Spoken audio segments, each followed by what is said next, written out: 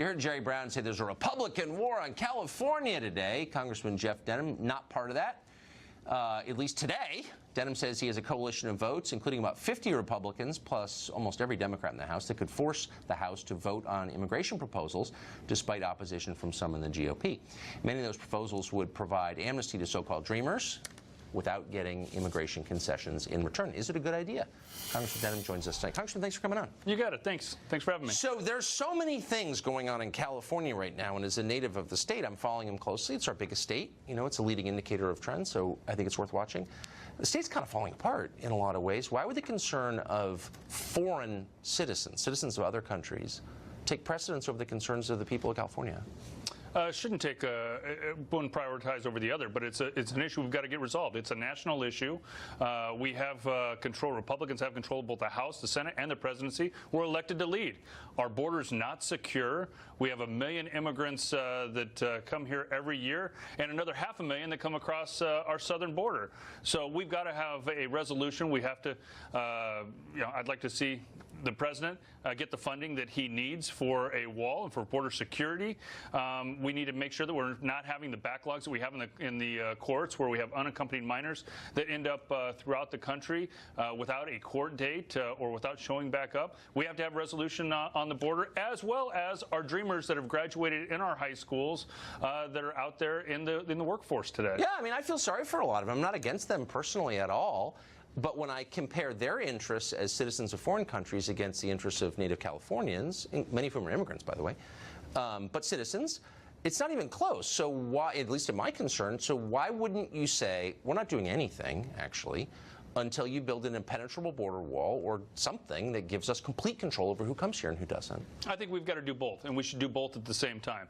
I think for us to pass something through a Republican-controlled House and Senate, we have to give the American public a guarantee that we're actually going to secure the border, a guarantee that we are going to solve this issue with the courts, and then ultimately, I think that we have to have certainty for our dreamers.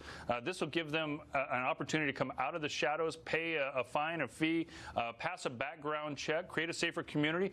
And these are individuals that 90% of them have jobs today. Some are going to school, some are serving in the military. But when you think of all the unemployed people in California, American citizens, and there are a ton, African-American unemployment rate's really high, why would I spend a single second worrying about the job of a foreign citizen over the job of an American? Like, why would I want to give any foreign citizen a job before every American has one? Well, first of all, today is tax day. I am proud that our tax policy is getting put into place and actually creating jobs across the entire country. There are going to be more jobs, but I think that we also have to know who's taking those jobs. Americans first. We need to make sure that we have an E-Verify system, a system that will show employers and show the country what jobs are available. But ultimately, every industrialized nation has a guest worker program that allows immigrants to work in manufacturing or farming. I think that's great. Canada has one. But at least we're in charge of that. But we're, probably 15 million people here illegally. And no Republican is saying, other than like Steve King, is saying we should send anybody back, really. Let's take 10 million and just go home. But where do you send them to? I mean, these are kids that were brought here. No. You're talking about the dreamers. I'm talking about the 15 million people in this country illegally. And Republicans, they're lying to their voters, as you know. They're never going to build meaningful border controls. They're never going to send anybody back. They've given in on the basic assumptions of the left, which is everyone who's already here can stay and become a citizen and vote. You don't think so? I disagree. No, we've made great strides along the border. That's not enough. There's still areas of the border that are totally insecure, that you see a lot of people coming across. We can do a much better job, but certainly we have a president that wants to focus on that campaigned on the issue. We ought to give him the resources to get it done. And then why does the budget, the last budget, provide more money for border security in foreign countries than it does for our country? Oh, I think that we've got to pass an overall border security bill. But we just voted. I mean, you guys just voted on that, and I mean that was the funding for the. Well, not you guys. I didn't vote for it. Well, and amen, and good for you for not voting for that atrocity. I wish it hadn't been signed.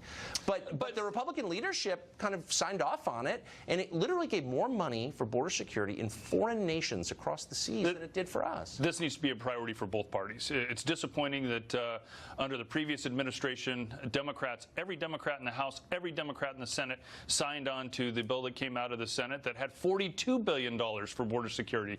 And now now this has become a political hot potato to not even give this president the $25 billion that I think both parties recognize the fact that he will spend it, that he will build it, and build it quickly and effectively. And that has to be part of any solution that we have. I hope so. I mean, just because people voted for it. You know, it's a democracy. Congressman, thanks a lot for coming on. I appreciate it. It's good to see you. Thank you. Nice to see you. Well.